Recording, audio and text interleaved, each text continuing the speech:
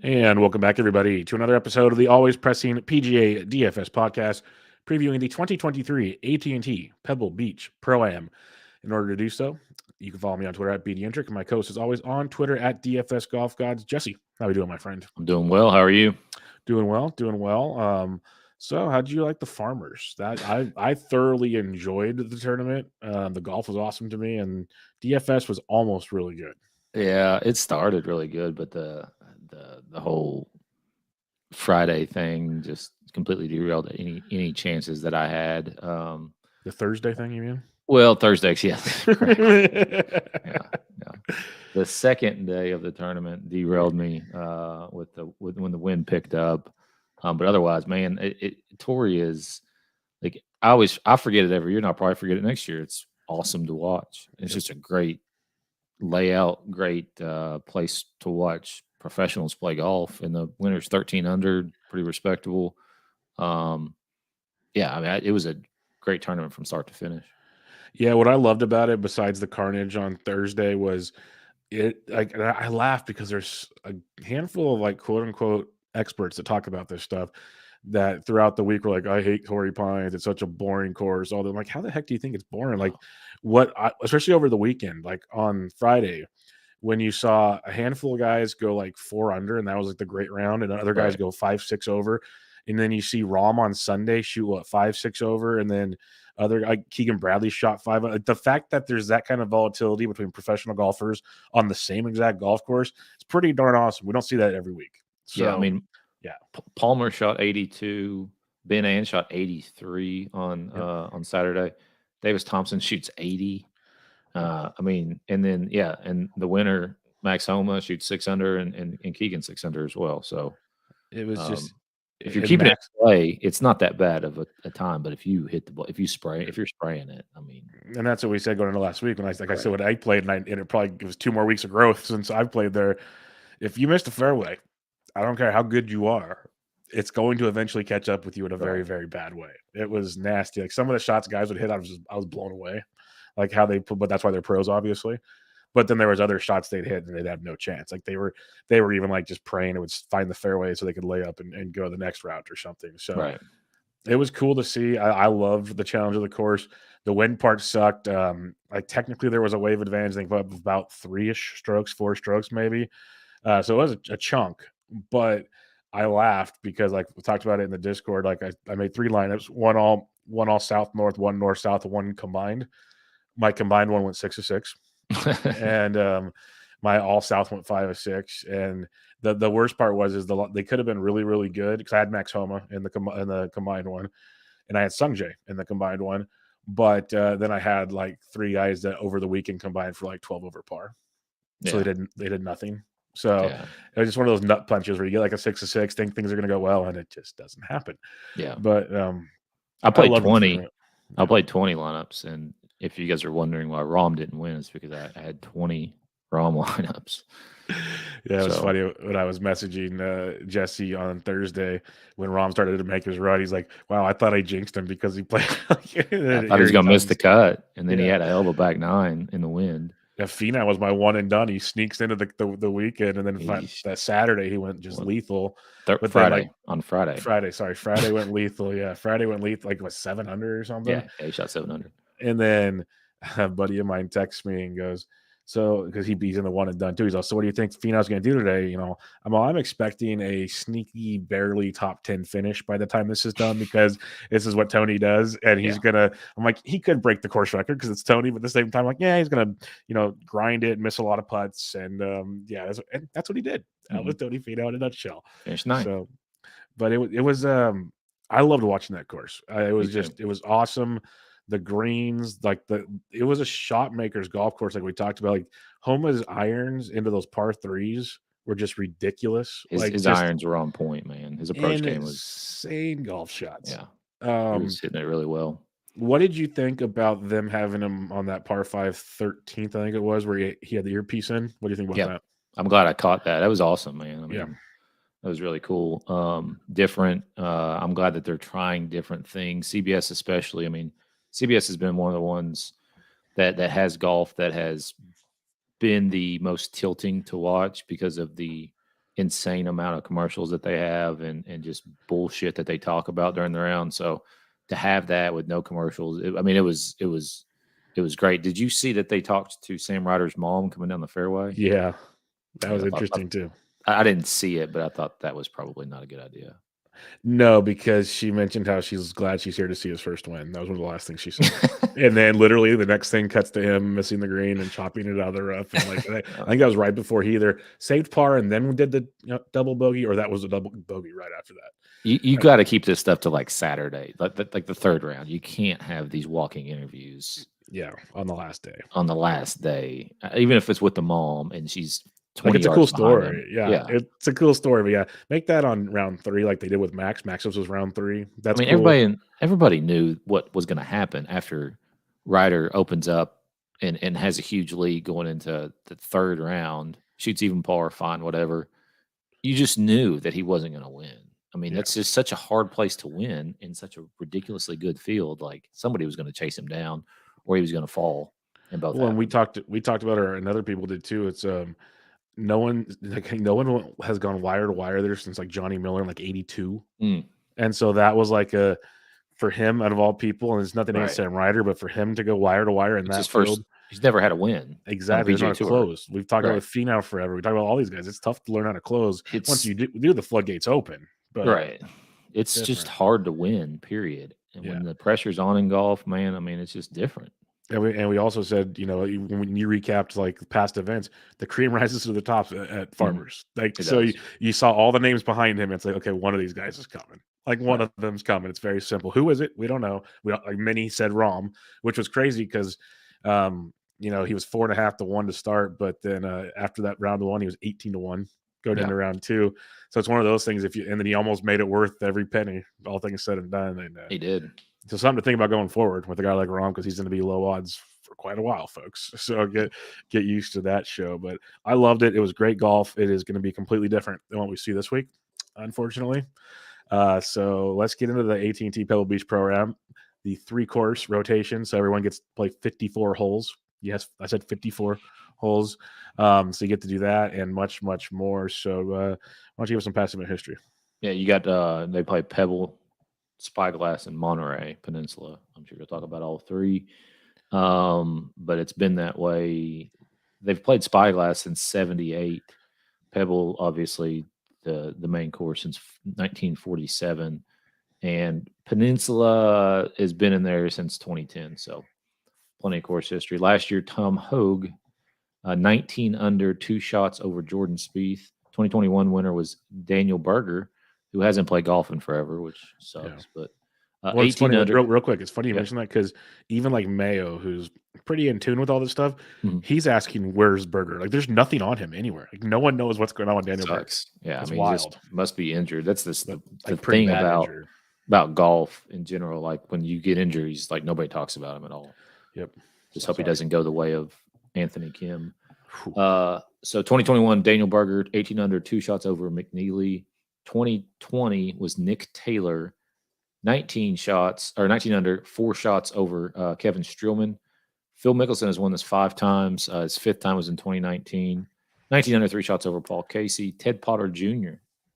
Was a 2018 year. Spieth has won this in the past. Vaughn Taylor, who actually withdrew earlier today, is also past winner. Snedeker, Walker. That's pretty much all that really matters in this field. And since this is going to be a quick show, I'm going to have some more fun here with you because you mentioned a couple names. Did you happen to see all the talk about Anthony Kim and Liv? Like how I did. How much more likely would that be for you to watch Liv if Anthony Kim was there? Oh, 100%. Yeah, I would tune in 2 seconds. I don't care if he shot 20 over par. I would be watching Anthony Kim. Yeah, for sure. I mean, he's at this point, he's like it's just like a kind of a legend. A legend, yeah. It's a legend. Like it's like one of those like stories that no one remembers anymore because it's been so long. But it's like he has this aura around him. Like just show up.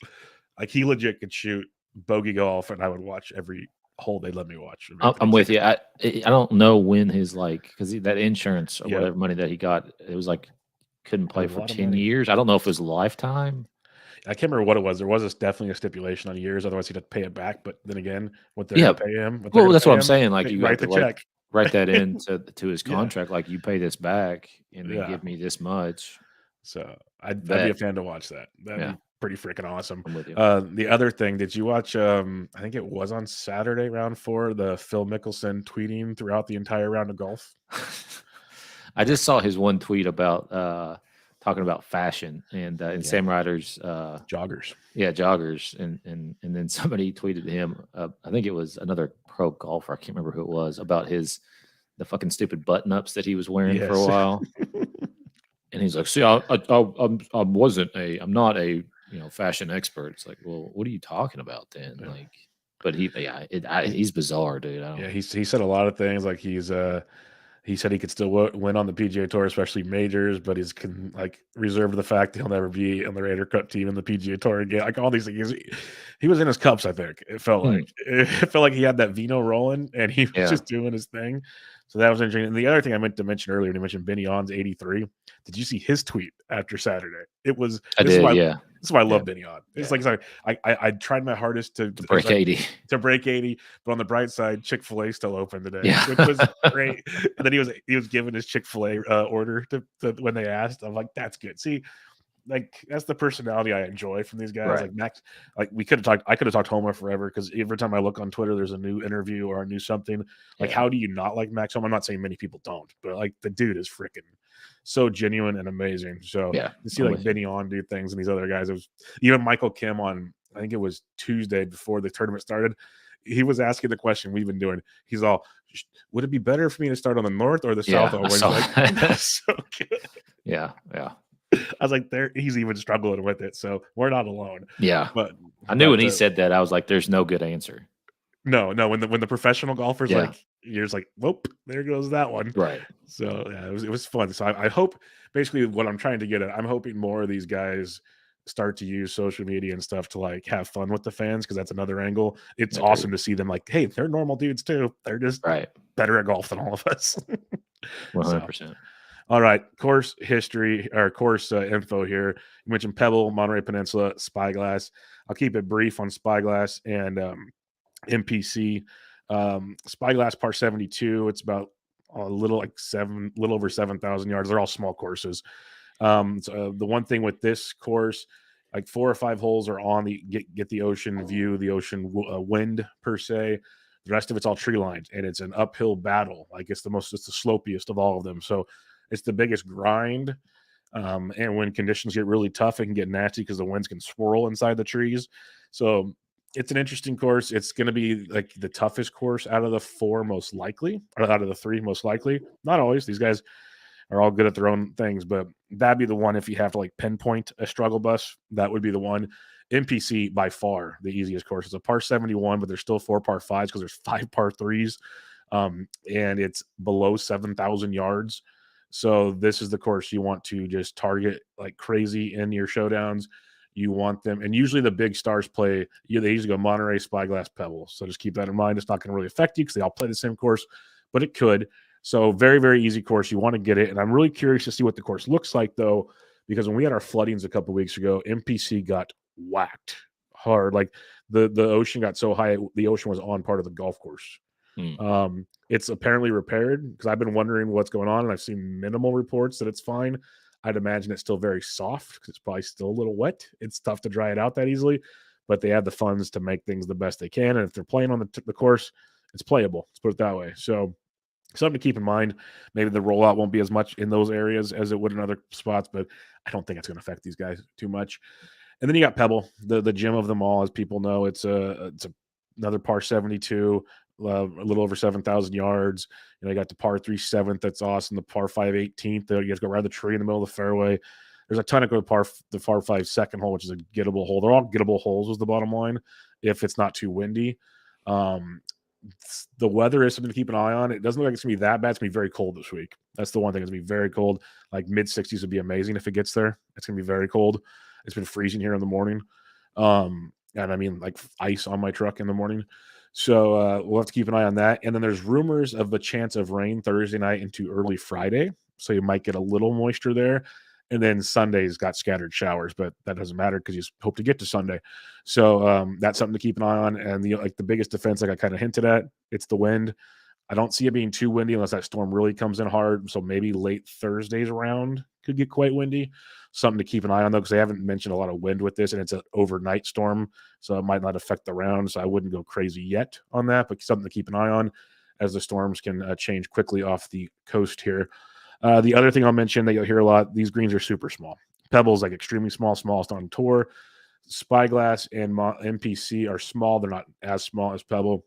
They're all POA, but with the small part here, it's your approach game because you're not most holes are less than driver. You want to hit it to a certain spot, approach shot in with your irons, and you want to hit the greens because otherwise you got to have a heck of a short game to just save par, and pars aren't always the best thing here. So you want to have a good approach game, and I think opportunities gained would be something to look at on your models.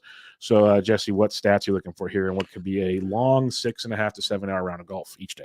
Yeah, you got strokes gained pro-ams, greens in regulation, accuracy off the tee more so than distance, birdie percentage because the scores are going to get into the high teens, and then plenty of course history. Yep, including putting because they're POA. Yep. And some people like POA, some people don't like POA. Like Homa grew up on POA, so he understands it and plays okay on it. Some people get tilted and go off the deep end like Billy Ho. Yep, like Billy Ho. That's why we don't see him out here very often. And the thing with the POA, especially in these long rounds, that's going to change a lot throughout the day. Oh yeah, and they're already going to be slower than usual because they're pro-ams. So you put slower than usual greens plus the growth throughout the day. Whew, those later holes are going to be very entertaining. Let's just put it that way out there. So keep that in mind. I like one of the things Jesse really mentioned. I think driving accuracy, fairway gains, whichever one you want to use, is very important this week because you don't have to be a bomber. That's why guys like Joel Dahlman do very well here. He finds fairways, and then it just allows everything to open up in a big way. So we'll hit on that and more throughout this podcast. Let's get into it, Jesse. DK plays for the week. We have 4 guys over 10K. Jordan Spieth, 10-6. Victor Hovland, 10-3. Matty Fitzpatrick, 10-1. Tom Hoagie, 10,000, the defending champion. Tom Hoagie at 10,000. So it's a very top-heavy tournament, Jesse. So how do you differentiate these 4? Yeah, I mean, Spieth never missed a cut here, finished second, has won in the past. Hovland, 2 for 2 in made cuts. Hasn't played here since 20, and hasn't really been around much this year. He played the Tournament of Champions, and that's it so far this year on the PGA Tour. I like Fitzpatrick at 10-1. Three consecutive made cuts at Pebble, which does include the U.S. Open in 2019. But last year finished 6th here. Back-to-back top 7s for him, 3 straight top 15s, playing really solid golf. And it just, to me, this seems like a Fitzpatrick kind of golf course. You just hit it in the fairway and then, try to hit it close. And hopefully the putters working halfway decent. Yeah, I'm with you. Spieth's probably the play, but should be uber chalk. So I love Fitzpatrick as well. I'm with you on that. 10-1.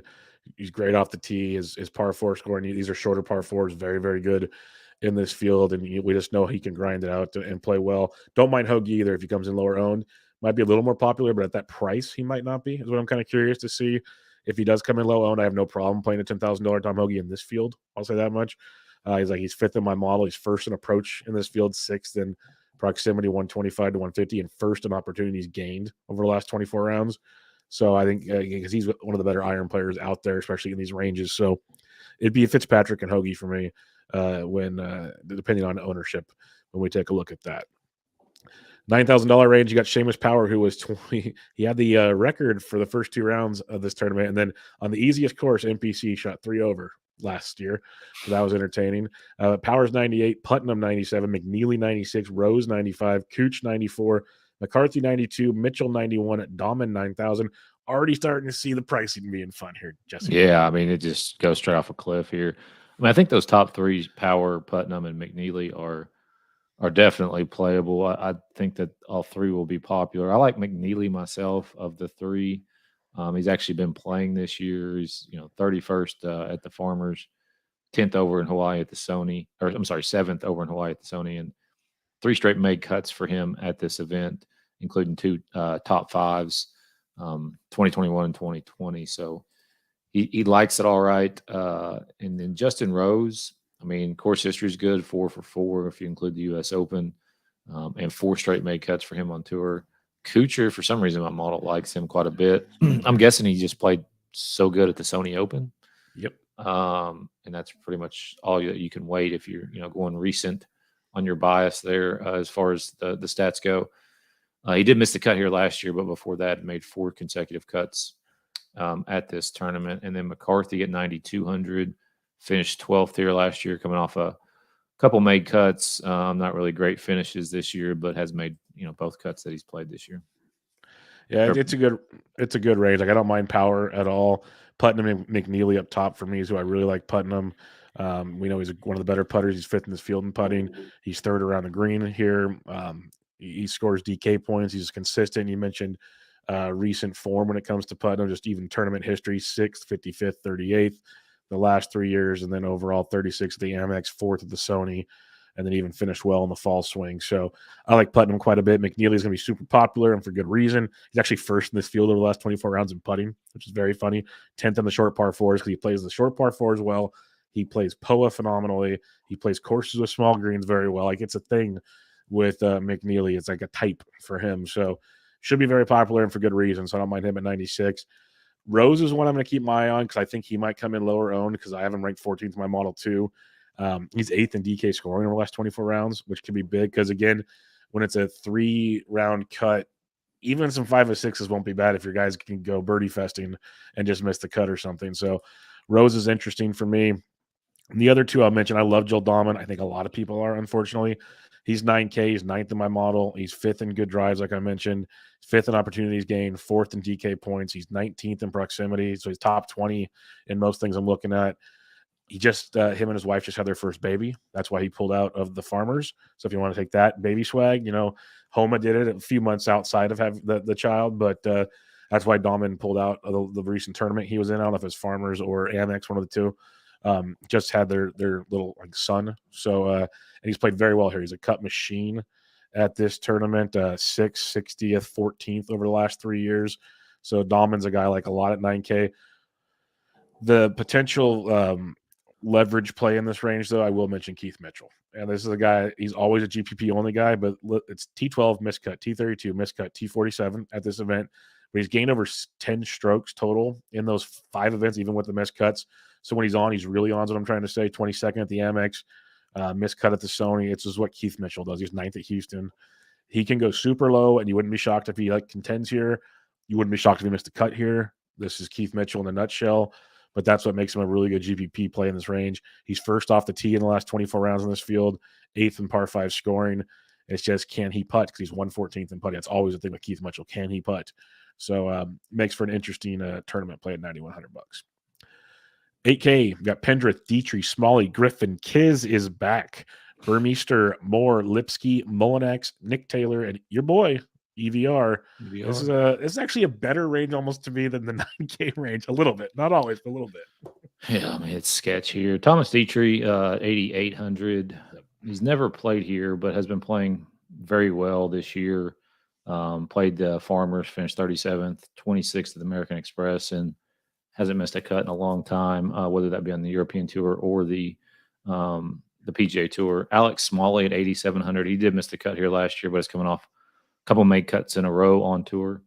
Ben Griffin, been playing him quite, I played him last week. And he finished 31st, and then his weekend crushed me. Yeah, the 77 on Friday was the bad round. But he hasn't missed a cut since the fortnight back in September, just playing really solid golf right now. Taylor Moore at 8,300. He finished 16th here last year, coming off an 11th place finish last week.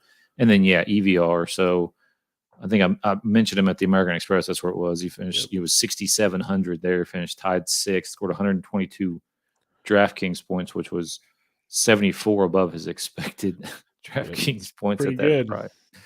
I'll play EVR this week for sure. I don't know that will be. I don't know. I mean, it's tough to say, I guess, whether or not he'll be popular. What do you think? He comes in low owned a lot, it feels like. People just aren't into him. And I think with some of the names around him, I checked him off just to keep him on my list because I'm with you. I think if he comes in low owned, Like, this is a tournament where I'm looking for just give me boom or bust. Like, let's go. And he has the boom and the bust very well established. So, yeah, I'm with you on EVR. For me, Dietrich is one of my favorite plays. I used him almost every week now just because he can birdie and bunch, like 16th in DK scoring, 19th in the short par fours over the last 24 rounds. Big fan of Dietrich. Alex Smalley, I'll go right back to. Second in my model, he's 6th in par 5 scoring, 2nd in the shorter par fours, 5th in DK scoring. I don't think he's ever played here before. He hasn't, no. Yeah. No, he did last year. Yeah, he missed the cut. That's right. That's what he missed the cut last year. But he's coming in with the 37th, the 22nd, miscut the Sony, but finished the fall swing in a big way. So, like him, Ben Griffin's rated out. He's tied for second with Smalley in my model. So I love Ben Griffin. I think he'll be kind of popular actually after recent performances, but I don't mind him. Dean Burmeister, I will go right back to as well. He's first off the tee, 6th in par 5 scoring. You just got to hope his approach game is okay, because that's the one it's a coin toss with him right now. But if you look at his recent form, 37th at the Farmers, 54th at the Amex. At the Amex, I think he was close to leading after round 1 of that one. So, like, the easy courses he can pick apart. Just the other ones can be a little tricky. So, I think he's a decent tournament play. Lipsky, he's 4th in my model, 7th in good drive, 6th in opportunities gained. He'd be on the radar like your EVR call. There's a lot of GPP players here. That's all I'm going to say. Because like Taylor Moore, he's been struggling. The one that I have circled that I want to really dig in on, though, so I'm going to mention him now, is Trey Mullinex, $8,100. He's 4th in opportunities gained here. We look at course history: 28th last year, 22nd in 19, 47th in 2018. So 3 straight made cuts. But 31st of the Farmers was his first event since the century, where he finished 28th. We know the fall swing was great for Trey Mullinex. He was playing so well in the fall swing, he was almost hitting the 10K range at times. So this is one of those guys, I think, for tournaments at $8,100 with the course history and even the way he finished in the fall swing. Maybe we're getting a different guy this year. I'll take a chance on that with Trey Mullinex. Yeah, I'd second that. So I think he, out of like all the weird pricings, he's one that in this field I thought should have been more than 81. So I'll take my gambles because Lipsky, I've heard his name everywhere, and he's 4th in my model because he's really good. And Nick Taylor will be popular because he's won here before. So Mullinex and EVR might get a little ownership leverage in that range. 75 to 79, you got Todd Stallings, Riley, Shelton, Hardy, Simpson, Gordon, Griffin, Kim, Kitayama, Knox, Palmer, and that's it. Who do you like here? Nick Hardy, $7,700. He has missed 2 straight cuts at this event, has made 2 straight cuts on tour. Lonto, he brought it last week. I wonder how popular he'll be. I know, probably because of last week, pretty popular. Yeah, he finished 37th last week. Has made the last 2 cuts at this event that he's played. Finished 16th last year, 9th in 2020, missed a cut in 2018. But I feel like, obviously he's had some success here. So at 76, I think worth a shot there. Will Gordon, he finished 21st here last year. He's coming off 2 straight missed cuts. He shot 76 on the second day last week, probably wind related. So I'd be all right going back to him. And that's about it. Like SH Kim, maybe. Otherwise, I don't. Gordon tore up the north course, I believe it was, and sucked on the south course the second day. So I will go right back to Will Gordon. He's 6th in my model, 3rd off the tee, 10th in par 5 scoring, 7th in the short par 4s, 6th in DK, top 20 in almost every other main category I'm looking at this week. I'll go right back to Will Gordon on it. What could be a more of a Corn Ferry feel to it, and all things considered, the strength of the field. So, Will Gordon at 76 I like. Scott Stallings is interesting to me because we saw how well he was playing at a point last year. And it's kind of stumbled a bit, to say it nicely. Missed the cut at the Farmers. That's his first event at Century 25th. He's kind of been slow playing it this year. And when you look at this event, missed cut last year, 30th, missed cut 3rd, 7th. So when he makes the cut, plays pretty darn good. He's $7,900. So Stallings would be a guy I'd look at. Other than that, like Rusty Knox is always good on these short approach courses. Like he's 1st in proximity, 10th in opportunities gained, 9th in good drive, 2nd in approach. He rates out really, really well in this field. The only other guy I will mention was Robbie Shelton. He's 15th in my model, 9th in approach, 3rd around the green, 9th in proximity, 13 opportunities gained. A lot of things you want to see. And then his first time playing here, but 67th last week at the Farmers, 6th at the Amex. If there's any correlation between tournaments like this, pretty darn close. And then, missed the cut at the Sony, 10th at the RSM. So another guy that kind of has that boomer bust potential for a cheaper price tag. Shelton at 78 would be a guy I'd look at too. $7K to $7,400. Who do you like? I think this will be popular, but been on $7,400. Obviously made the cut last week. Had a terrible final round, but before that, I'd made 2 consecutive cuts and has been playing really well. Finished 16th here in 2019, and then missed the cut in 2010. Bo Hostler at 7,400, 3 straight made cuts. Finished 3rd here last year. He's coming off a missed cut last week, but he can get it going at any point. So I think he's playable. Justin Shue at 73. Missed a cut here in 2020 in his only start, but hasn't missed a cut on tour since the Sanderson's Farms first week of October.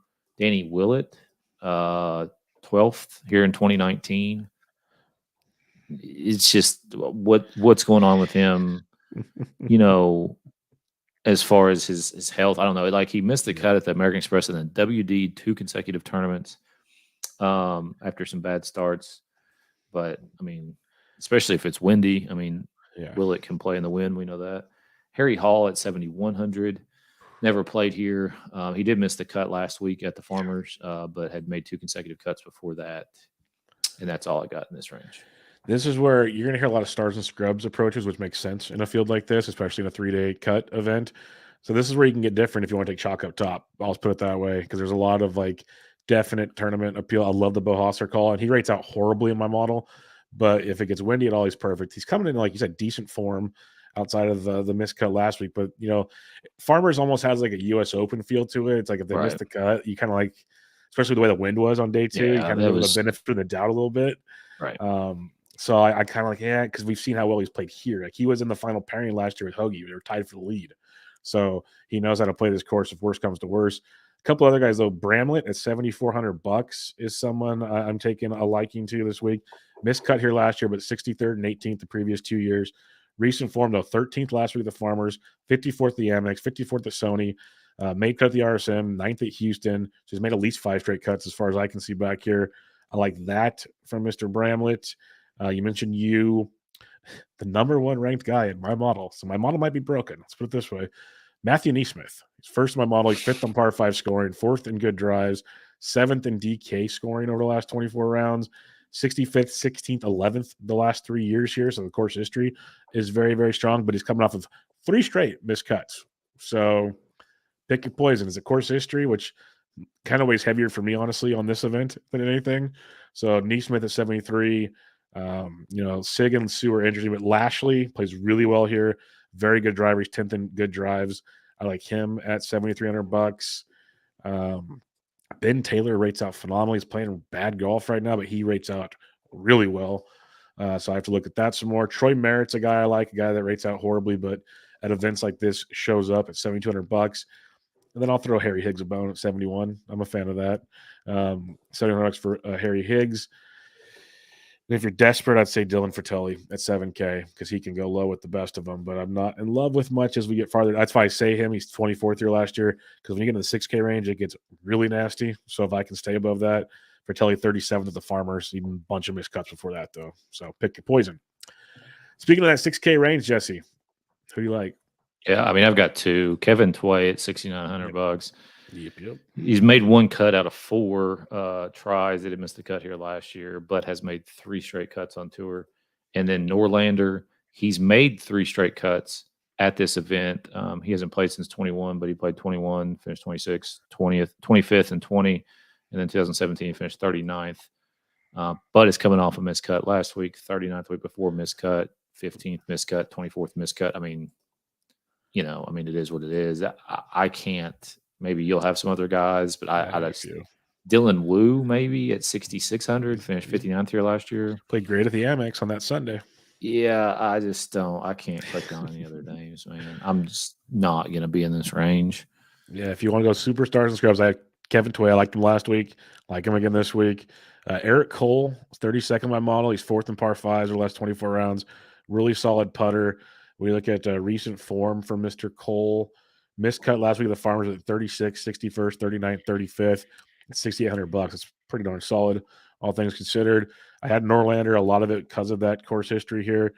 Cam Percy ranks 19th because he plays short ocean courses very well. He's second in good drives, 11th in short par fours, 14th in par five scoring, 22nd in DK scoring. That's what you would love to see in this price range of 67. Missed cut last year, 21st the year before. So if he doesn't make the cut, he might give you a little something. It's dicey. Like I usually play him in those alt events down in like the Caribbean. So Yeah. this kind of feels like an alt event, honestly. So give me Percy at 67. But a couple guys I actually do kind of like down here is Vincent Norman at $6,600.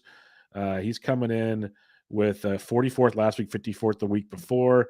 You're going to hear Tano Goya's name mentioned a lot. He was in the final group going into round 3. What did he shoot on? 7 over on Saturday. Great close, though, man. That guy's got style. I'll give him that much. Way better style than I'll ever have.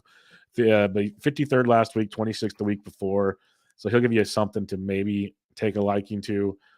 And then the only other guys I had mentioned here was Chris Stroud, who he was 5th at the RSM. It's mainly a tournament history thing in this range. 49th miscut, 10th, 35th if you need it. That's like it's tough down here. You can make arguments for guys if you want, like Tyson Alexander's down here, who's been massive boomer bust. Andrew Landry's had his moments, but he's playing horrible golf right now. You mentioned Dylan Wu. There's dudes down here, and you will not be surprised when they show up near the top of the leaderboard throughout the weekend. It's going to happen, but it's tough to make like a valid argument outside of like they do this one thing really well, and I hope the rest clicks, which might be all you need. So just keep that in mind. There's guys down there that you will definitely see towards the top. All right, let's recap things real quick here. 10K and above, Jesse, who you got? Fitzpatrick. I like that a lot. I'll go Hoagie just to be different, but I like that Fitz call quite a bit. 9K, who do you got? McNeely. I'll go Joe Dahman. Give me that baby swag. 8K. Dietrich. Yeah, this one's good. Dietrich would be the best. I'll go Alex Smalley. He's second in my model, so trust it, right? 75 to 79. Lonto Griffin. I'll go Will Gordon.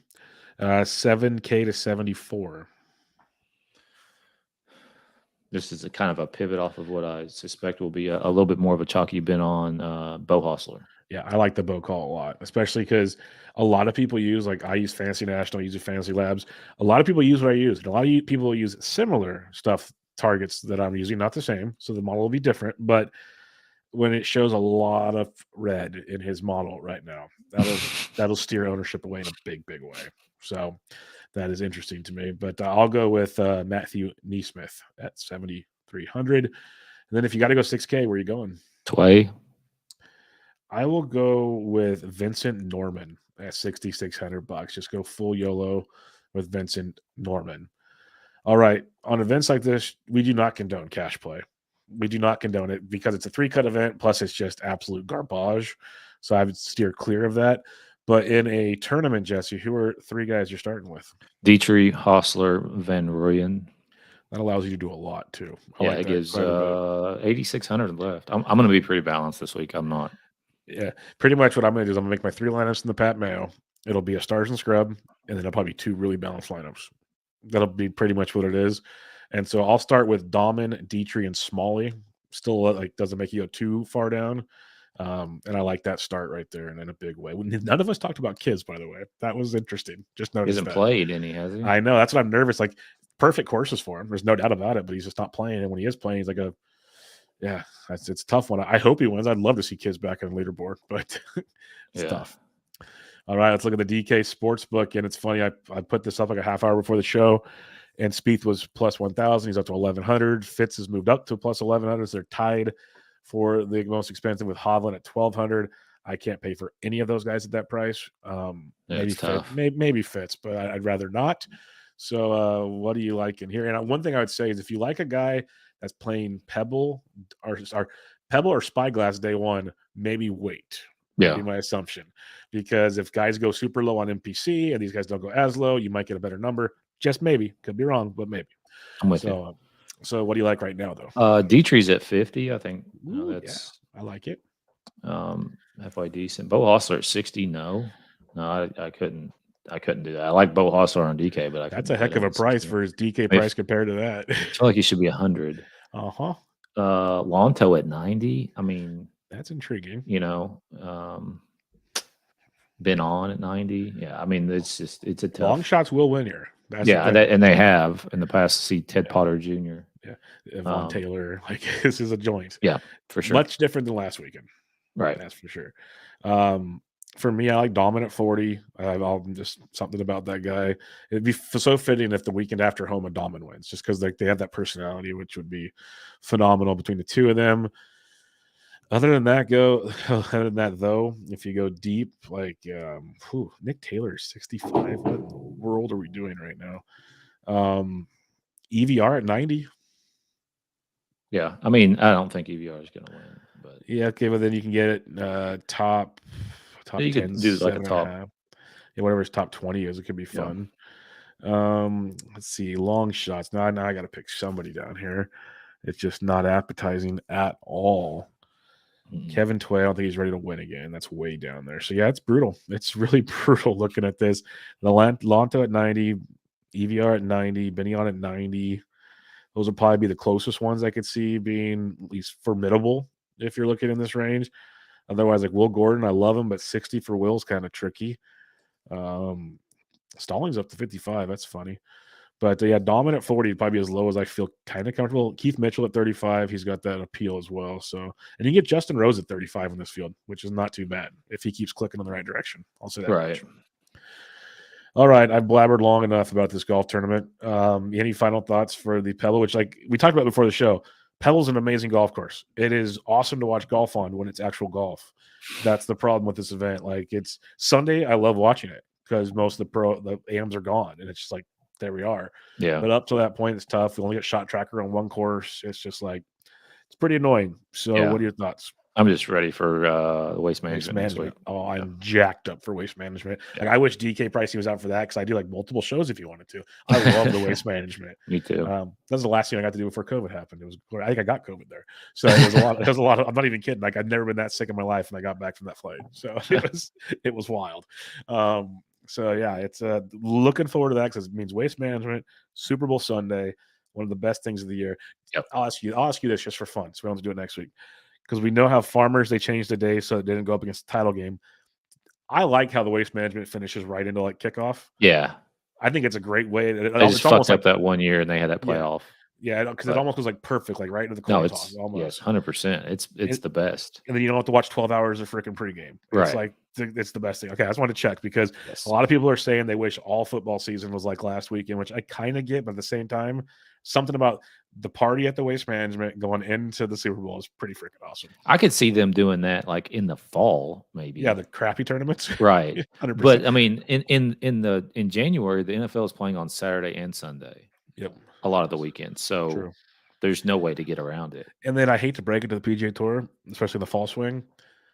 Like the SEC is going to beat you out in football too on Saturday. Yeah, that's true. Yeah. I mean, it's impossible to avoid football. Football is going to win in this country. So maybe they need to go the Corn Ferry route and go Sunday through Wednesday or something. I mean, that may be a bad idea. I'm not kidding. Just go Oppo. It's an option. Yeah, nothing else is going on. Throw out some golf. No, that would garner more interest in golf. It's only the diehards like us that care, anyways. Yeah. But you could get more people to care about it, in the fall. I bet yeah. It's something I think they need to look into if they want to keep, I don't know, growing the game or whatever they want to call it. I think it's an option.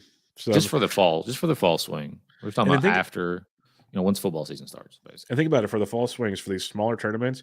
Like if you want to get kids involved, get like first tee, like it's a day field trip on a Tuesday. Yeah. Like bring the kids to the course. Like here you go. Like think about hey, you're welcome, PGA. Right here. You can take the idea. I'm just throwing it out there to you. It's yours. It's yours. Enjoy it for the kids. But we'll wrap it up there. Make sure you follow Jesse on Twitter at TFS Golf Gods. I'm at BD. Good luck this week. If you have any questions, join us in the Discord. I dropped something in there about some trends for this tournament right before we recorded, so go check those out. But this was your always pressing PGA DFS preview of the 2023 AT&T Pebble Beach Pro-Am. Catch you guys next time.